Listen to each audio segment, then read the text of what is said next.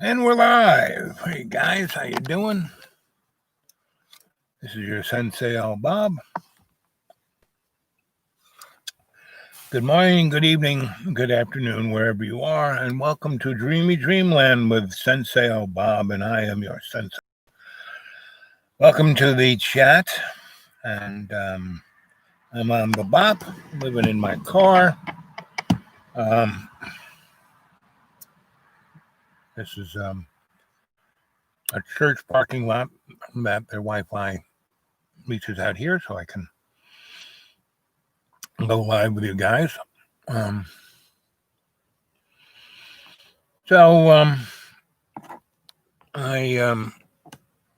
in my little deep green neck of the woods, there's AI, hello, and the Nuvo 19 is reached our little outpost out in the middle of the 200 square miles of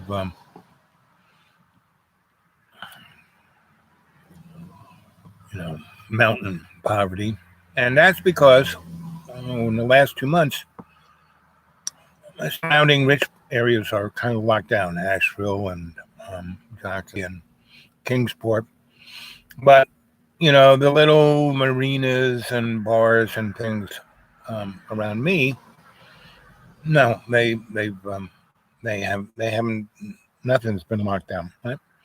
Nobody wears masks. And the other thing is, they're allowing rich people. I mean, the lake has 1,200-mile coastline, right? So there are a number of places where there are gated communities and guys who build big fancy houses on the lake because there's nobody there.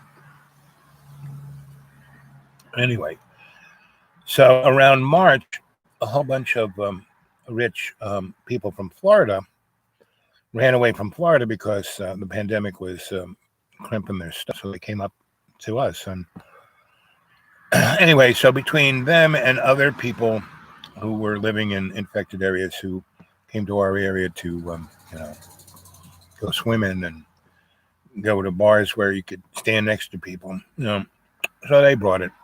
And hey, Josh.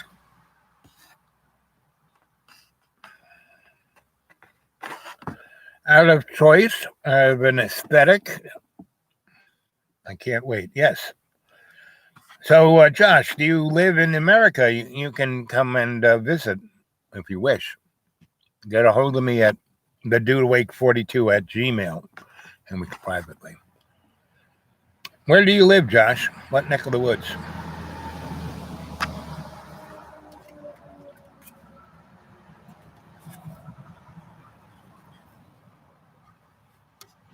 I mean, I've been mobile since the late '60s, and I've had school buses and vans and all kinds of things.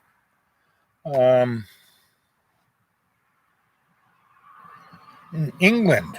Oh, so you coming to America? No, probably not. You going to Europe? Probably not. Can't afford housing. Yep, it's going to get worse and worse. So, Josh, did you ever see the movie V for Vendetta?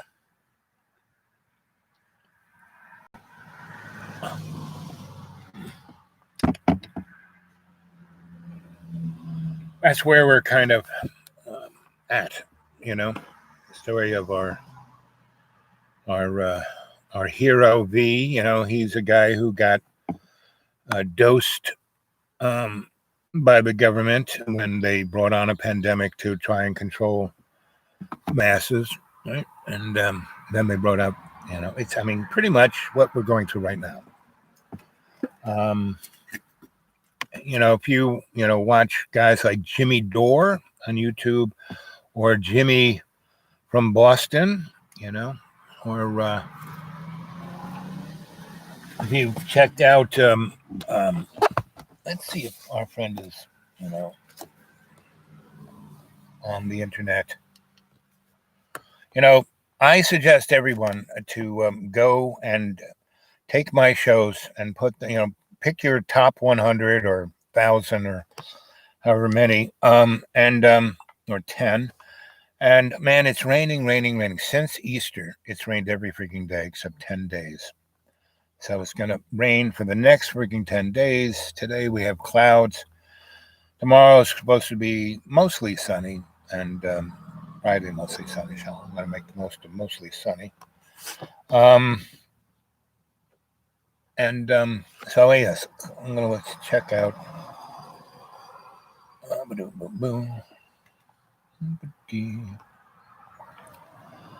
Cliff Hyde, Clear Thinking.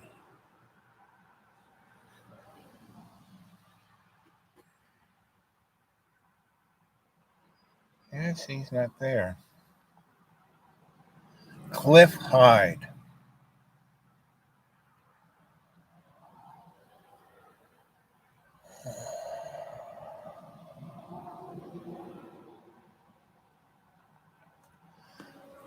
Clear Thinking on YouTube.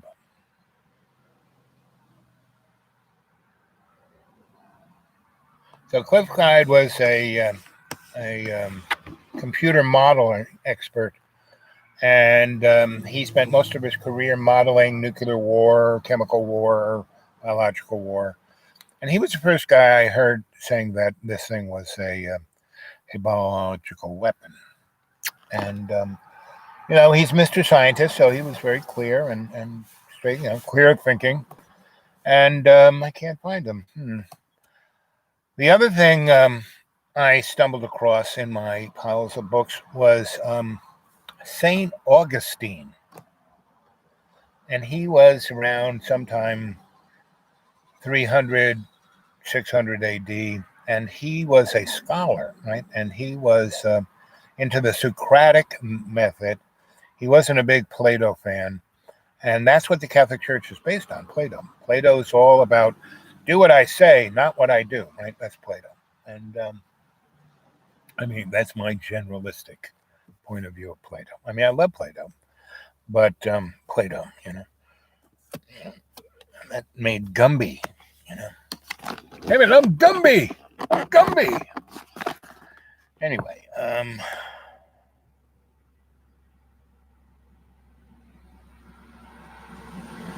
yep, you can make it into the country. Come and visit. Yep. And again, get a hold of me at, the dude awake 42 at Gmail.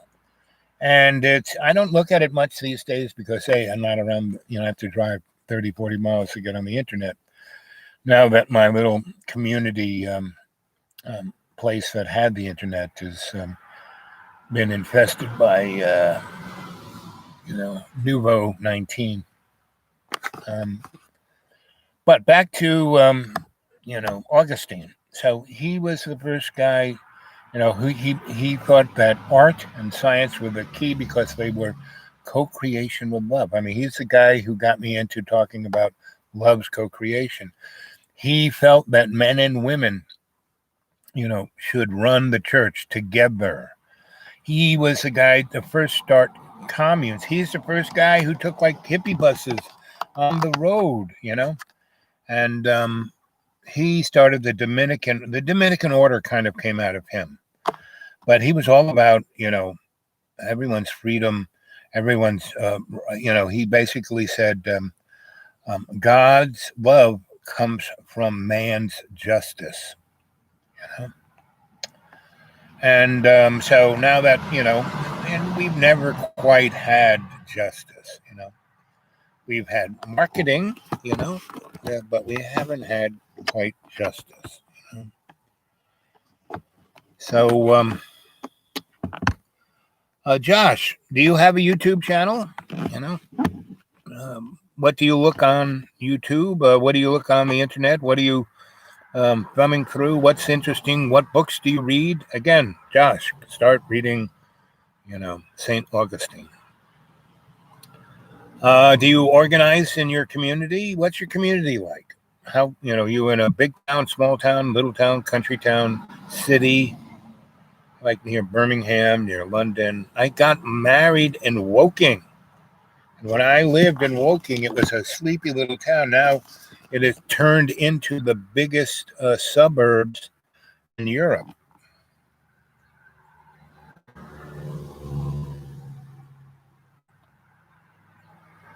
Yes, actually, um,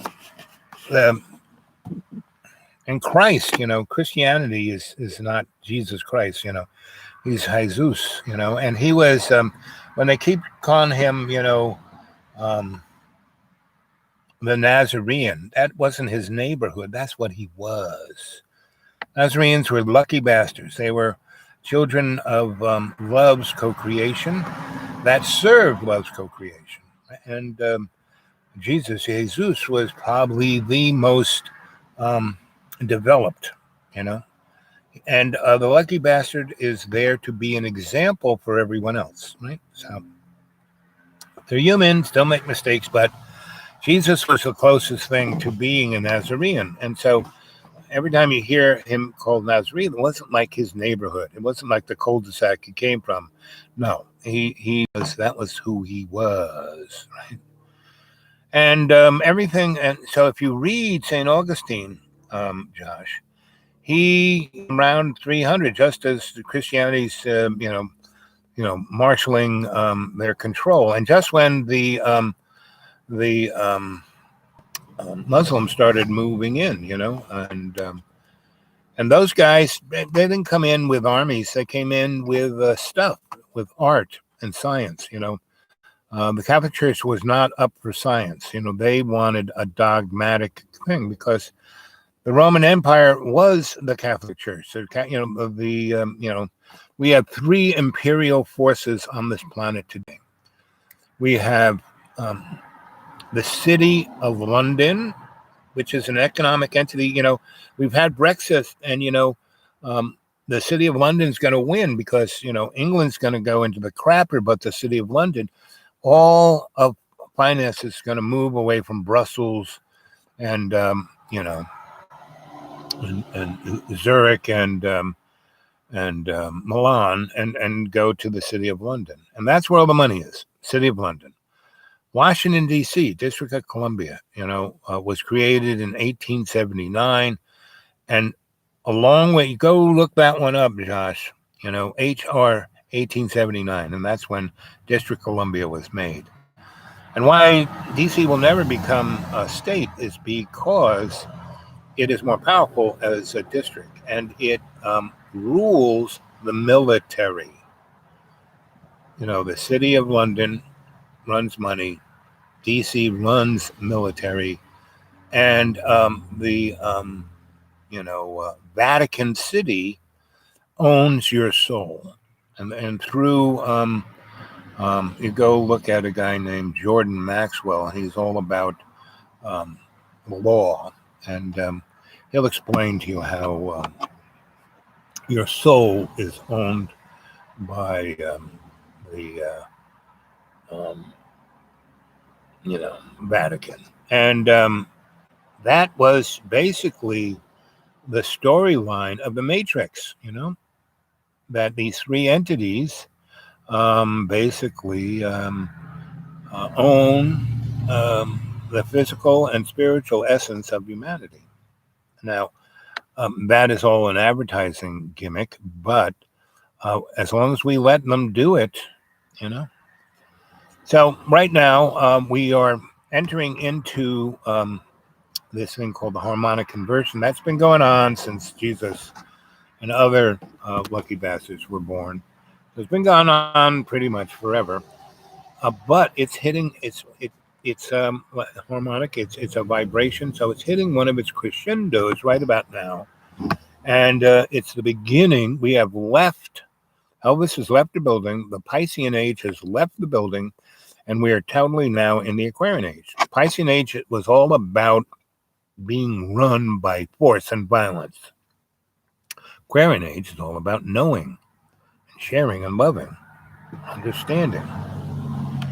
And so that's where we're at right now. And so we're at a really great opportunity. And so the high table, the powers that shouldn't be, the hidden hand, all want to rebrand, right?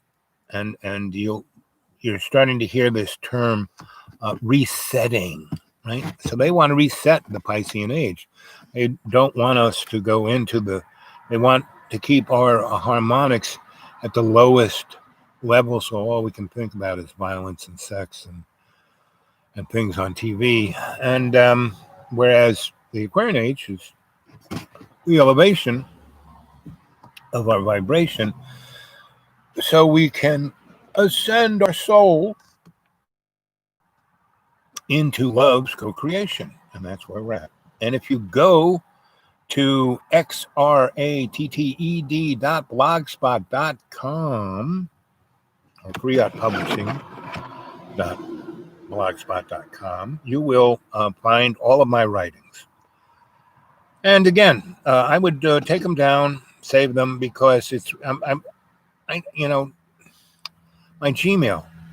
I will get 100 Gmails from Google and Facebook and all these other things. Oh, you got to become, you got to join us. You got to be part of us. Blah, blah, blah.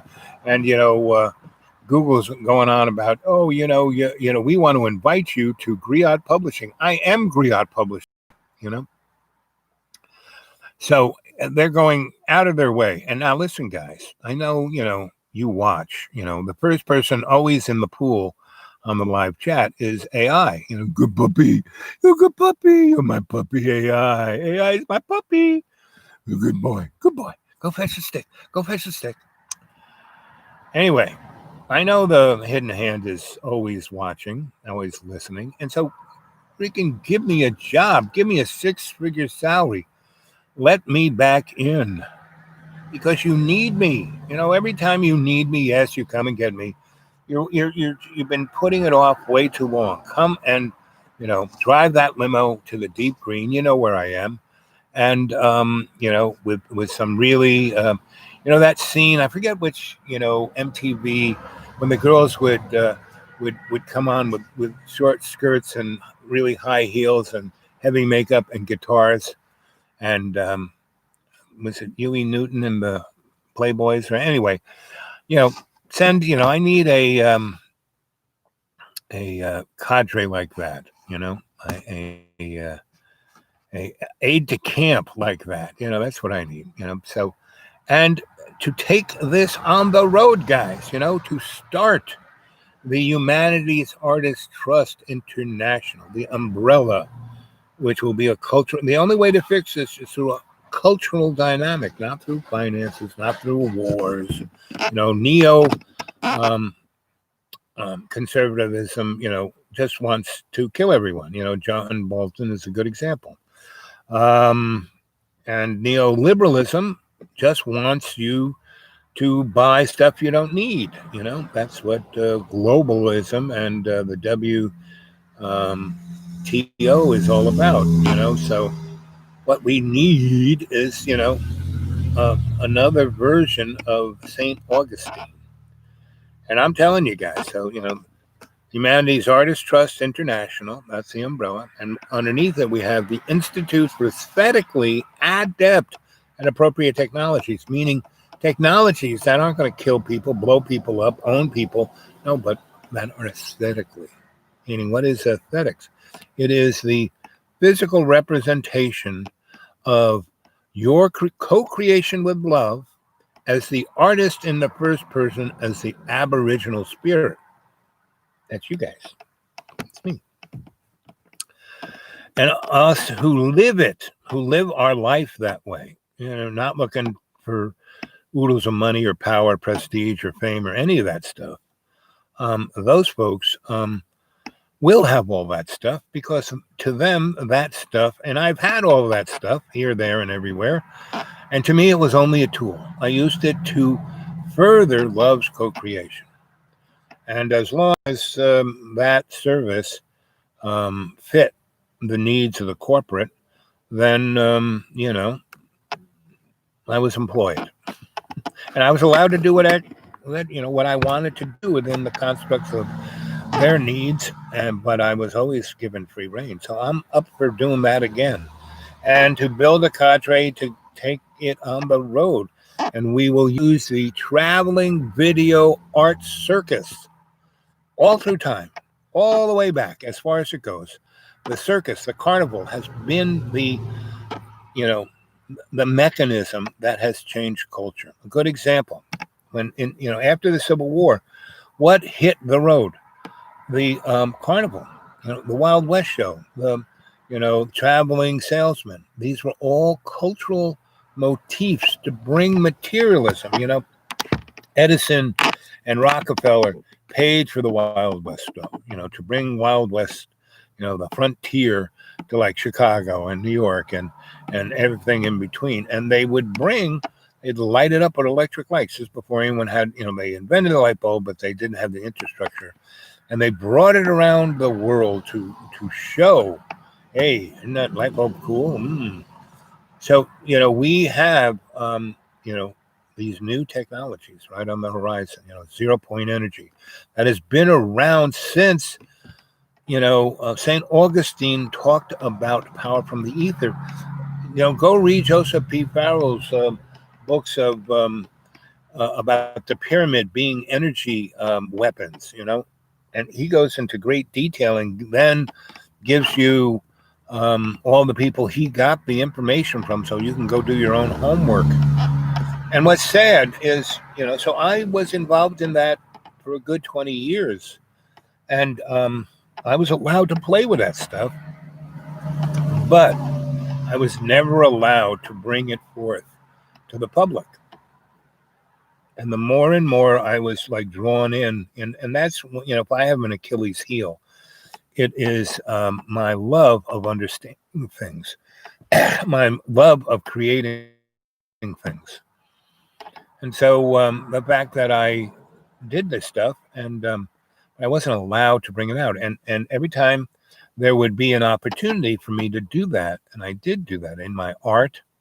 And I was one of the first people that started doing New Age conferences. I had a friend of mine who had a newspaper called the New Age Times, right? And then he did the New Age Expos, and he did those in the 70s. And we started a thing in Soho on Spring Street called either the Blue Door or the Green Door. I think the Green Door.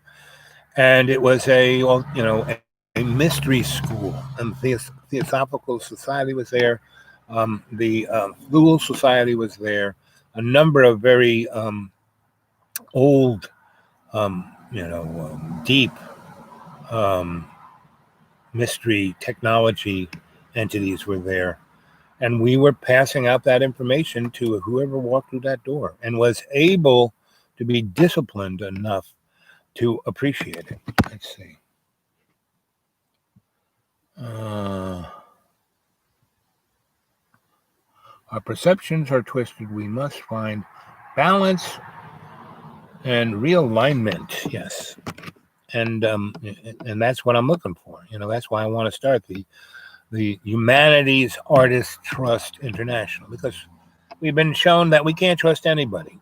Can't trust doctors. You can't trust, schools. You can't trust the politicians. Can't trust the church. Artist, a true artist. You have to be an artist in the first person, connected to your aboriginal self through love's co-creation. That's the artist in the first person.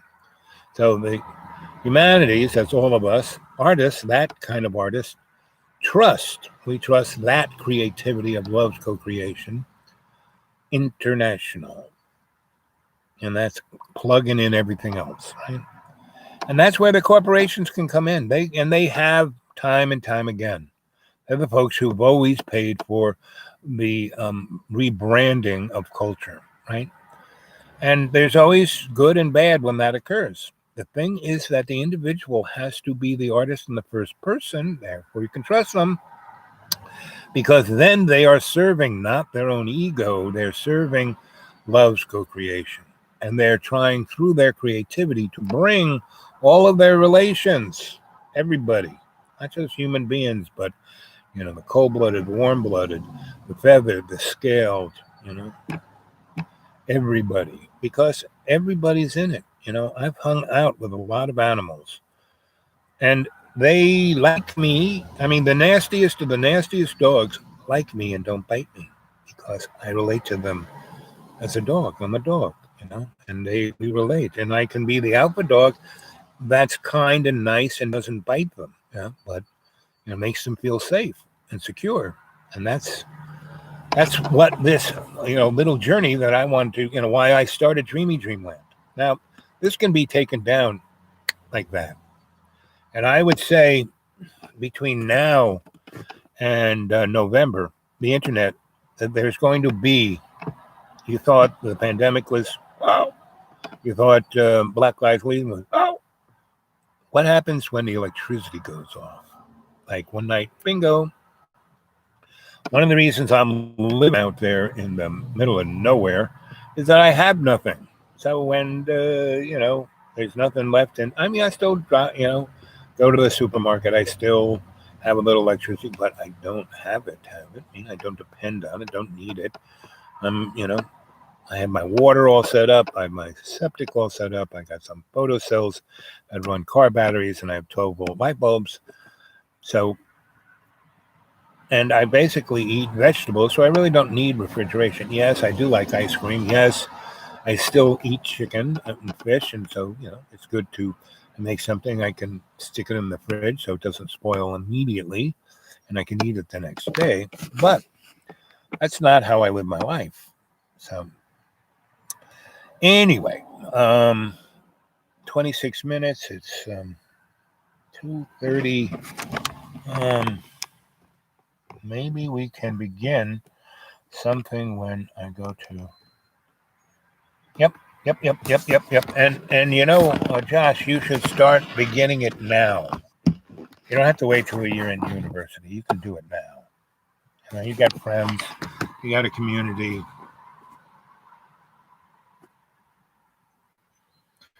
You bugging out, Josh? Or just giving us your blessing? Either way, I love you, buddy. And again, get a hold of me at, on the comment things of these shows and at the dudeawake42 at Gmail. Here's Anthony. Hey, buddy. From Germany. Good to see you. How's Germany doing? How's Europe doing? Go here. Okay, good. Boop, boop, boop, boom.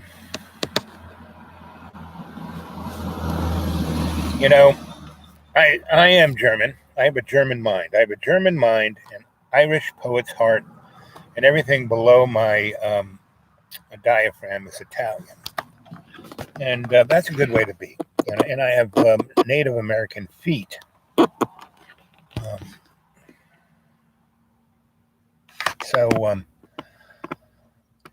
I remember having a German car, and it had an electric gas pump, right? And it had a little door in the back of the trunk. You opened it up, and if you needed to replace the gas pump, there it was, right behind that little door. You took it up, and had these nice little things that you unscrewed the gas pump. The two pipes didn't drool gasoline into the cabin. It clogged, put another one in there, tightened it up, it opened up those pipes. I mean, that's the German way of thinking. I also had an Italian Spider, which was a beautiful car, beautiful little, the German car, I think it was an Opel. And or I forgot what it was, but it was like your basic standard mom and pop car, a sedan. And everything about it you could fix, and it made common sense, right? Everything in the car was written in German, but it still made common sense. The Italian car definitely everything was written in Italian, but it only was designed like it too had an electric gas pump. But to get at it, you had to virtually take the car apart, and you had to, and when you took the pump out, the gas that was in the tank, because the tank was above the pump, and the pipe going to the motor was above the pump. And when you took the pump out, whatever gas you had in that car went right into the cabin of the car. So that's the difference between Italian thinking and, you know, German thinking. Now, I was married to an Italian fashion designer. Now, that's where Italians should be, in fashion design. The stuff she made, she used to make all my clothes for me. And, she was, unbelievably gorgeous woman, sex goddess, and a total Aries / Virgo. So she controlled the world. And she did not, you had to be as good as she was or better, right? And that's why she loved me, because everything that had anything to do with her and me together, I always thought about her 100%, and I always did what she wanted, or what she didn't even know she wanted. I would do it for her, and she would then see that I did it for her, and then she goes, wow, I really do like that. Gee, thanks. And that's why she stayed with me. That's why we were married. And I'd still be married to her if she hadn't died, She had a heart attack, because I was the most laid back guy. She was the most intense. So as a team, we were like unstoppable. We really were. And so when I would go out with her, and she liked the fact that I was involved in politics and New Age stuff, because she was very psychic, and she had a lot of that in her. And she was very scientific about everything she did, so she liked the fact I was a scientist. And she was a fun-loving girl, so she loved the discotheque and dancing. She loved going to all these fancy parties with really rich people, because she would schmooze and make business deals. She was amazing. So whenever we went out, she made all my clothes for me that I wore with her. But she actually made all my clothes, And I had a art studio where I made my art. I had a number of little, I would accumulate little pieces of real estate and abandoned buildings and abandoned factories. And so I had places all over Manhattan and Brooklyn and the Bronx. And even a little bit into Staten Island. And so I had a lot of stuff all over the place. And so, but we lived in her apartment. She had a Park Avenue apartment.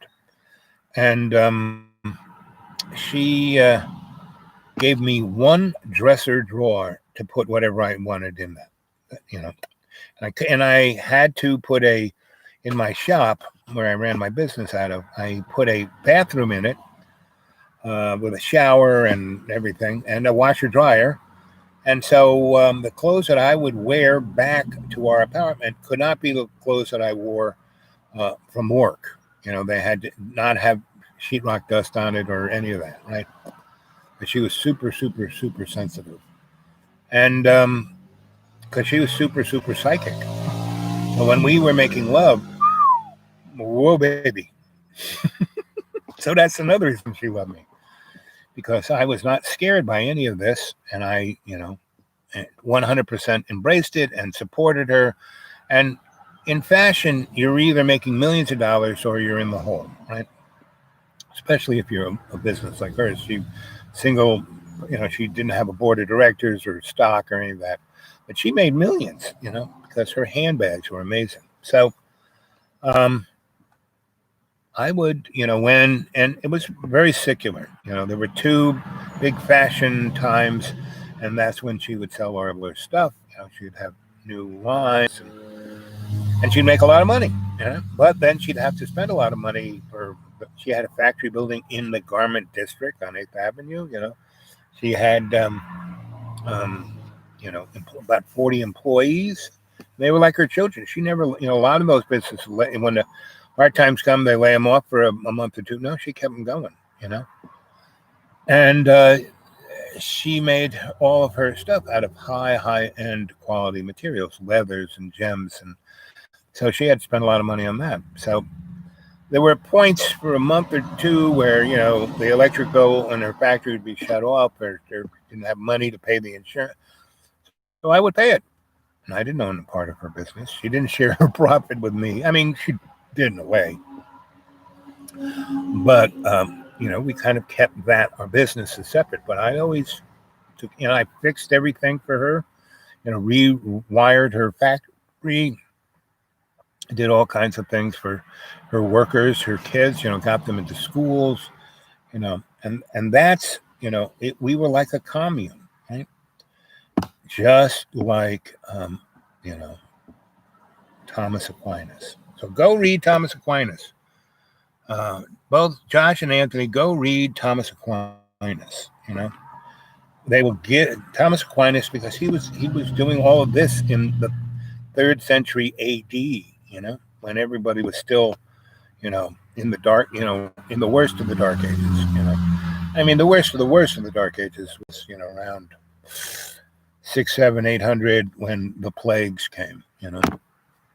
And it, the plagues are coming to us because they did exactly what we did. They went into areas that they weren't, common, and they would cut down whole forests and,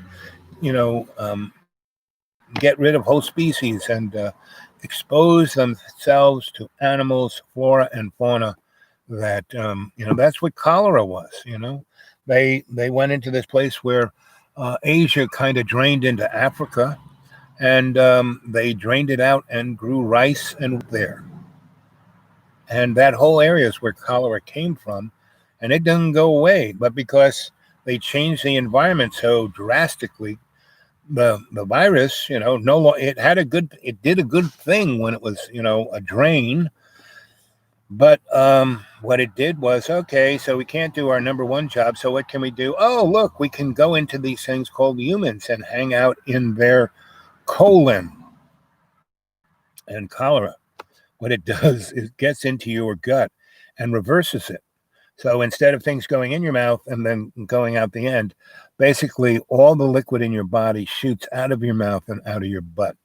And you can you get cholera in the morning, and by lunchtime you're not feeling too good. By 2 o'clock you are crapping yourself, and by 4 you're dead because you're dehydrated. You've gone into shock.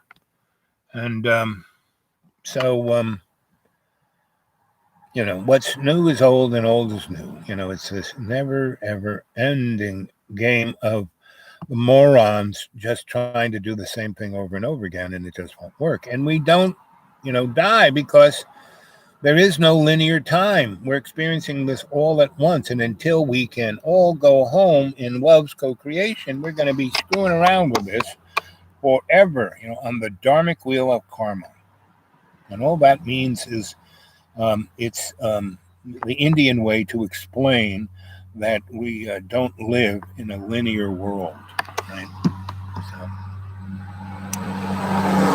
anyway, I'm getting a little hungry. I got things I need to put on ice, and my butt hurts because I've been sitting in this car too long. So I just wanted to touch base with you. I probably won't talk to you till next week. So everyone, go look at, Thomas Aquinas. Go read his books. There's a show called New Dimensions, right? Go to, newdimensions.org.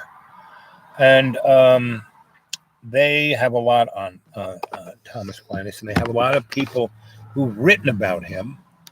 And, you can see their books, and they're very good. They don't really charge. You can give them a donation, but you can access their stuff without having to pay for it.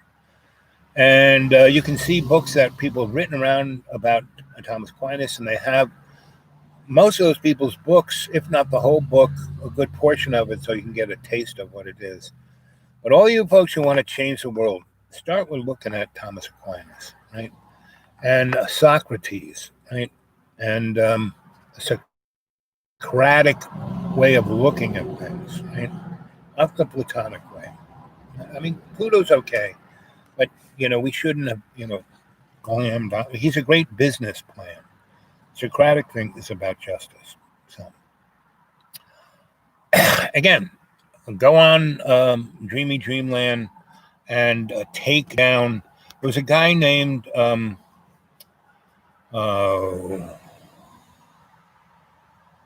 Dragon.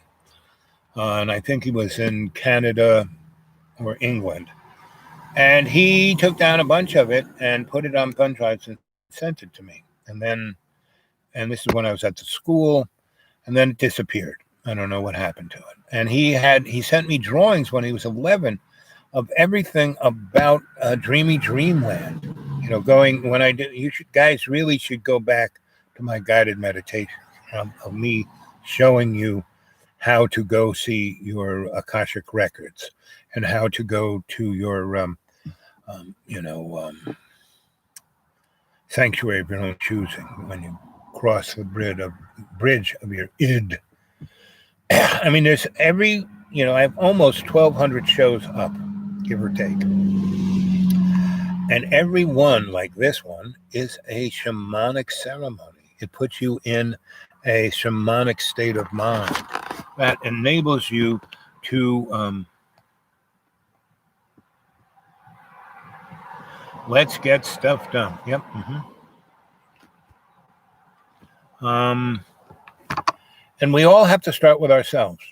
We have to start with ourselves. And again, reading some stuff like from Thomas Aquinas and other great people, men and women, because they call, invention the mother. Innovation is the mother, not the father, the mother of invention. And if you go, I used to work at the Smithsonian. I had a friend who was at the Library of Congress and took care of the patent library. And we looked up all the interesting things, from 1820 on, and virtually 90% of everything, especially agricultural invent, like the McCormick Reaper, like the cotton gin, like ton of plows and all kinds of things, were invented by women and black people because they were the ones working on the farm. Like Mr. McCormick, he was in town whoring it up and gambling, but because of our Constitution, he was the only guy who was allowed to own the farm, not his wife and not the slaves. So that's what they call innovation, mother of invention. So, what else can I say? That's about it.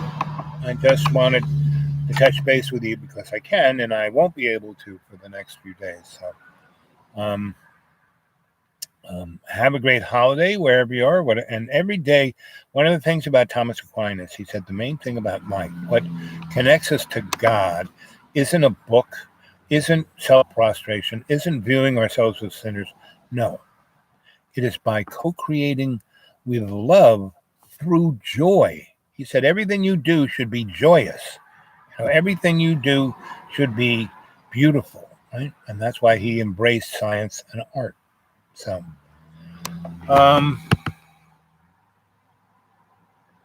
hey, Fish, good to see you, buddy.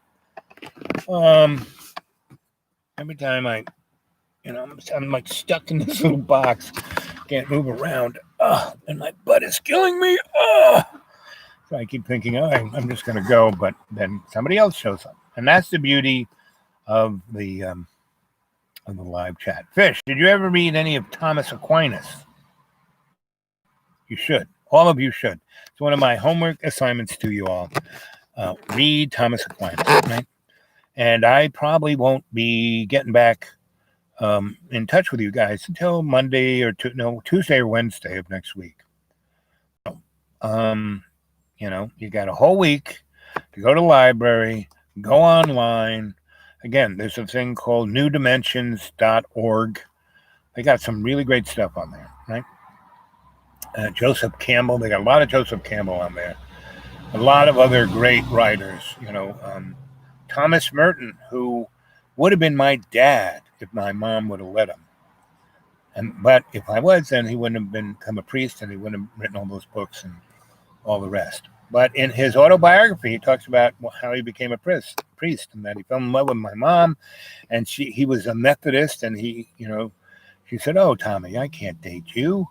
You're not even Catholic, So he said, okay, and went off to become a Catholic and then fell in love with Jesus. And you should read his books. And so he used to come visit it. And my mom was a big party girl, and she would throw these parties. And my dad was still, even though he left the Air Force, he never leave because he was in, MJ-12, kind of. He was the master of organizing things. So, he helped organize the Air Force, and then he went and got involved with the B-29 project, and then was going to go to Japan and firebomb um, um, Japan, but they dropped the atomic bomb. And then he went to SAC with Curtis LeMay, and he's going to incinerate the world. And then but the whole time he had these accesses where he would see things, and he was written in.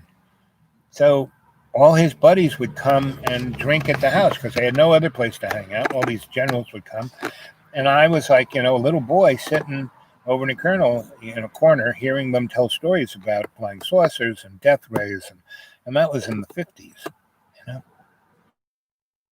And as I got older, those guys kept an eye on me. So I remember being in Los Alamos, and one of those guys walking in said, "Oh, I heard you were here. How'd you get here?" And I, gave him a thumbnail version of the story, and he said, "Al, you're just amazing."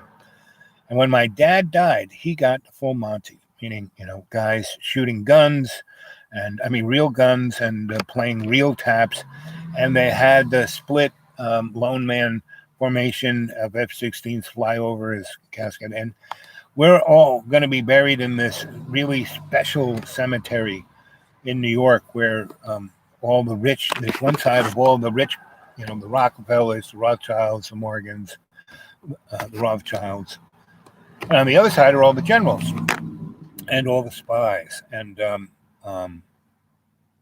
our plot is right next to Bill, the two really, the guy who Casey, who was Reagan's CIA guy, and the Regan, and they're like, Casey's like just up the street from our right, and Regan's not our next door neighbor per se, but right there. But that's where the family, my mom and pop are buried, and we all have a little assigned slot.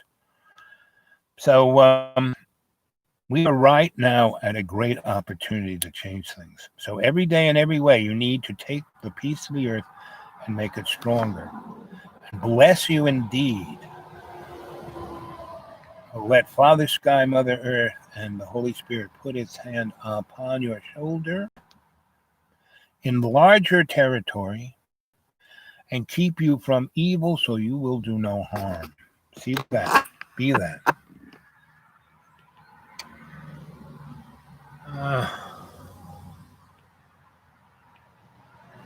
So I don't really, I have to if I could just open the door and get out, but I can't. If I open the door, all this stuff's going to fall around, and I'll have to take myself apart to get out of this car. So I just wanted to say I love you guys and say that prayer. Bless us indeed, enlarge our territory, put your hand upon our shoulder, and keep us from evil so we will do no harm. Our Father who art in heaven, hallowed be thy name. Thy kingdom come, thy will be done. On earth as in heaven, give us this day our daily bread, and forgive us our trespasses as we forgive those who trespass against us. And lead us not into temptation. Remember, love everyone, right? And you need perspective. So you need to see stuff coming 3 blocks down so you can get out of the way. Because when you're unconscious, when you are thinking about, what, that new pair of sneakers you want, or I really want to get home and play that video game. Well, it's okay for the sneakers, and it's okay to play the video game, but that's your only thought structure. Remember, good thoughts bring good words. Good words bring good actions bring good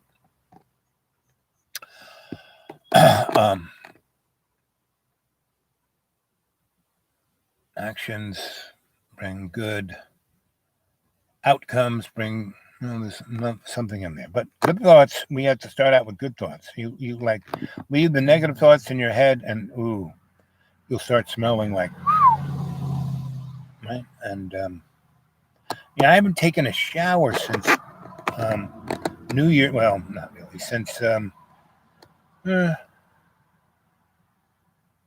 April 10th. That's the last time I took a shower. I don't smell. No one's going. Ooh, Anyway, so I just wanted to touch base with you guys, and I'm gonna get going.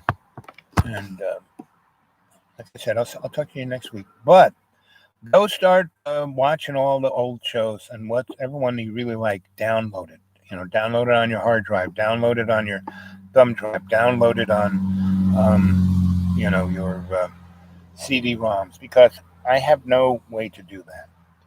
And it should be, it's okay to be on YouTube, it's okay to be on the cloud, but I have a sense that the internet that we all use is going to go away. Okay?